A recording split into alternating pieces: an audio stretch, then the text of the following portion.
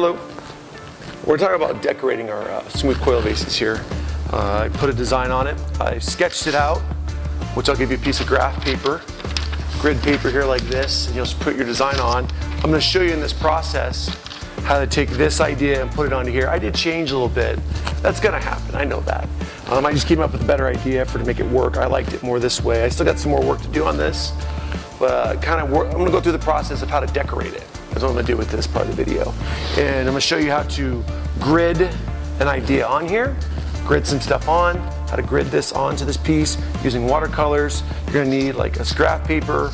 You need a little piece of paper that's to be folded in even size, kind of like it's going to have 1, 2, 3, 8 sides to it. And you're going to mark it, and I'll show you how to use a ruler, how to put lines in it, the whole process so you can grid out your base stuff. So it kind of balances out with what you're making. That's the big thing we're trying to do with this, is get a nice balance to our piece. So there's a nice balanced shape and design and all this stuff in here. The pre-video was just making the project. Now we're talking about decorating it, really getting into carving. So the big thing about that is kind of drawing out what you're going to do first, carve away what you have, and then begin to kind of round it out, smooth it out, give it different layers of depth. As you can see here is what I'm doing. And I'm going to show you that whole process in this video. So let's get started. Before you just start carving into your project, you got to figure out what you're going to do first. So you're going to get this piece of grid paper or graph paper with a grid on it with 1-inch squares. You're roughly going to draw out an idea. It could be a pattern, it could be a theme, something. Just kind of rough out an idea we're doing. Here I'm doing like a stylized version of like a cityscape. And by putting on this grid paper, when I transfer it to my vase, it will line up a lot better. It'll fit better on what I'm trying to make and what I'm doing. So it lines up correctly. But you need to have it roughed out first. So I'm quickly drawing an image, an idea of what I want to look like, and then I'm going to show you in the next couple steps how to transfer those ideas over.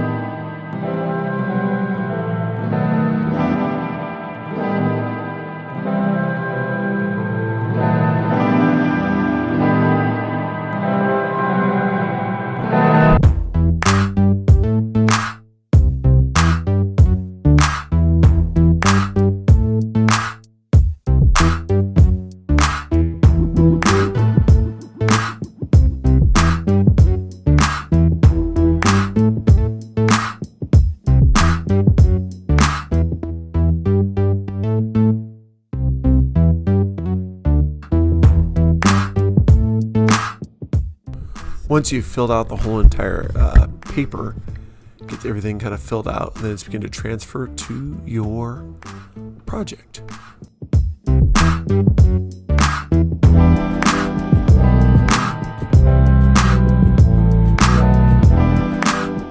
The first thing I do is need to get the grid transferred to my smooth coil vase. I have a paper folded in 8 sides. I'm going to go around and mark those little lines. That way I know where my grid's going to start. So I go around and just mark each little line where the grid is.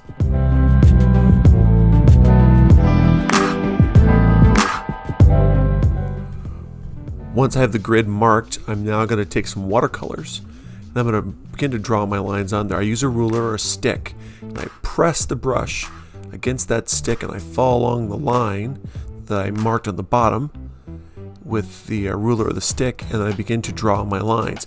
I press that brush up against that stick so it'll hold the line, and it'll just kind of draw along as I'm going. What this does, it follows the shape or the curve of the vase I made. So I just press that brush right up next to that stick, and I slowly begin to draw my lines, as we can see here.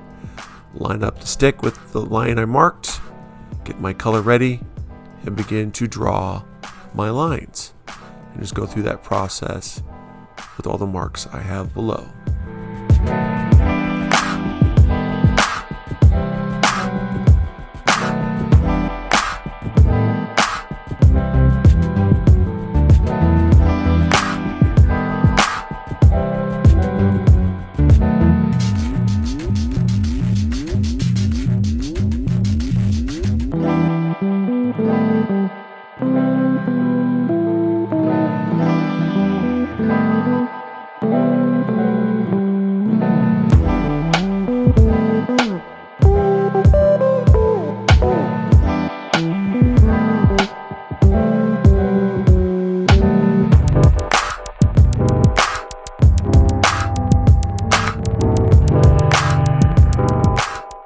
I have all my vertical lines drawn, it's now time to draw the lines that are horizontal. What I do is I'm going to spin the little rotating wheel with my pot sitting on it. As I'm spinning it, I'm following along where the lines have been marked. Usually I go about 1 inch per line. And I'm going to slowly go around and begin to mark each line, is what I'm going to do. And I just work my way down the little marks I've made, which are about 1 inch apart. And I spin my piece and let the brush kind of slowly begin to come closer to the vase. And as it's spinning, the brush will begin to touch and begin to form the lines. I go through each piece and it begins to make a grid pattern onto my vase. The size is going to be a little bit different because it follows the shape of the vase I'm making. So they're going to be bigger where the piece gets wider, narrower where it gets smaller. And that's the difference between a simple graph piece of paper and a project where I need to have it wrapped around. So now I'm going to begin to take the picture and transfer it onto the piece. So I'm going to begin to sketch it out loosely, trying to match what's in each square. So the shape's going to change a bit from my regular graph, my grid paper, onto this because the shape of my vase is different. So it's going to change in shape a bit, but it still will fill up all the different marks and the squares I have there. So I'm trying to mimic the basic shape of what is there on my original paper, but it's going to follow the shape of my vase instead. So some buildings will change in shape and go from there. But the first thing I'm going to do is draw everything out.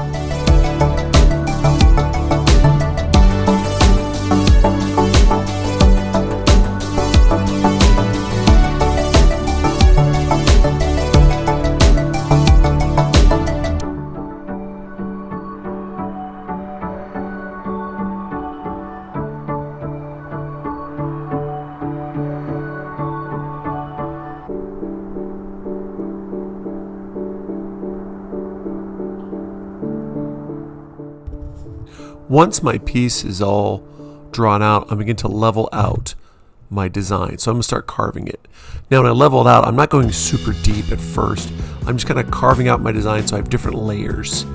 You don't want to go super deep at first. You want to slowly begin to carve away clay, removing just a little bit at a time. Really take your time on this. It's always easier to take away more clay than try to add clay back. So I'm trying to give different levels, different ideas to my piece, and just kind of going back in and getting everything kind of laid out is what I'm doing here. So I'm just taking out the big bulk of material around the buildings. I'm not taking it all out, but just giving the illusion of great depth. So I really carve away around them, and then I slowly don't carve away as much the further I go away, but it still gives this illusion of more depth. So I'm slowly beginning to start carving. The rules about carving is this. I always live by this. You really should spend a little bit more time than you did building the piece. So if I have a couple hours, 2 or 3 hours building this piece, I should spend between 3 to 5 hours on my design. That's a good rule to go by. You may say, wow, that's a long time. But to really get something to come out correctly, or come out cool, or look like it has a lot of thought into it, it takes time. You can't just whip something out in a matter of minutes. You know, this whole process takes some time to work at.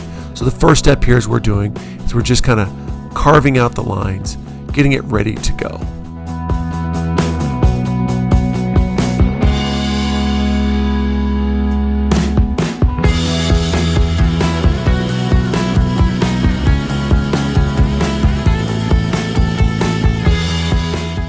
Once I have the bulk of my piece leveled out, where I've taken out the bulk of the clay I'm trying to carve away, I'm now beginning to round out my design.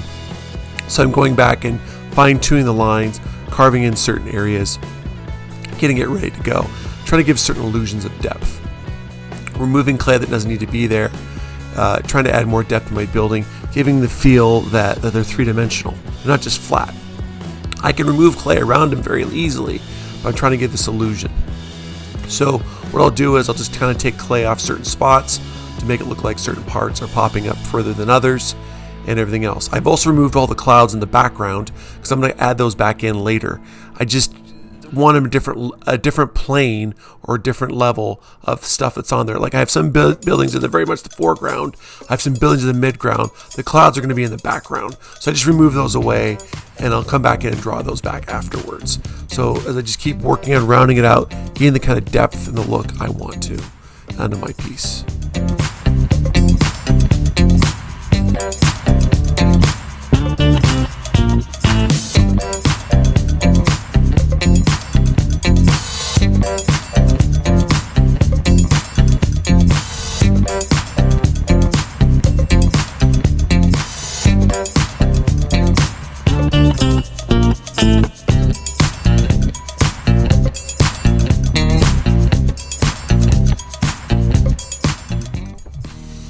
As we can see here, I've now got the level of all the buildings done. Now I'm going back in with the clouds.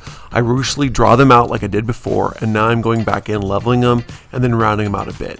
And since they're behind the buildings, they'll have more of the illusion of depth. So I'm going back in here, making them stand out more. I did change from my original sketch idea, which is okay. I found a better cloud I wanted to use. It kind of gives it more personality. So I'm going back in here, carving the clouds in, leveling them out, just like I did before with the buildings. So it has different depths. So this is behind the buildings and makes it stand out even more.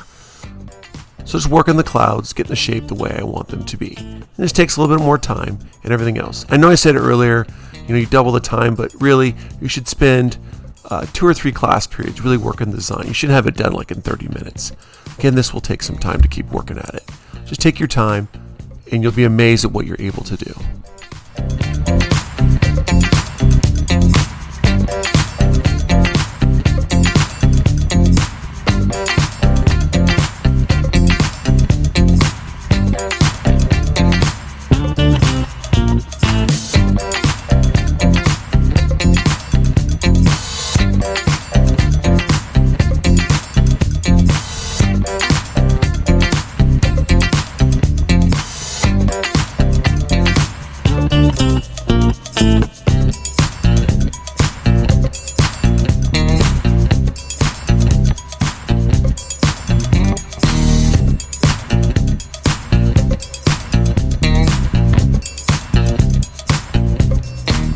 I'm now going here adding a bunch of lines, giving the look of movement of air or flow.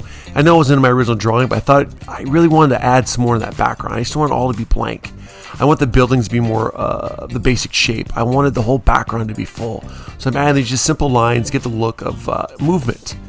Air movement it could be. I mean, Van Gogh did it in Starry Night. Lots of artists have done this in the past. I just really want to make the piece stand out a little bit more. So like the clouds are moving and there's air flowing around it. And it's very simply done by carving some lines in.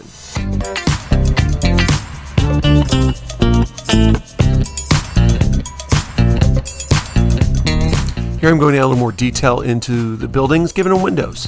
I really want these to be buildings like skyscrapers, whatever. So I'm going back in, adding some windows, adding some detail, adding little textures to my piece to really make it stand out. And this kind of finishes fulfilling in my piece. Now they look like buildings. And I'm trying to match the angles as best I can, carving in the windows, giving it a certain look, design there, and give it a little cityscape.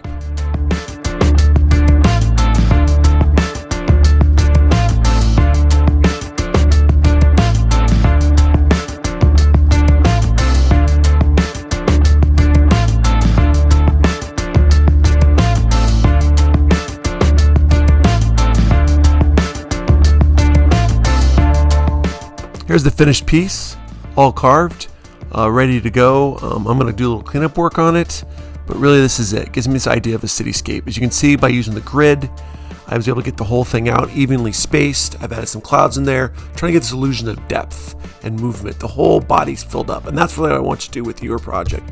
Make sure the design is totally cupping up the piece. Now here I'm taking a slightly damp towel, blending and smoothing the piece out. When it becomes completely dry, I will go back over it, and I'll take a little brush and brush it off. Of course, don't forget to sign the bottom, and your piece is completed.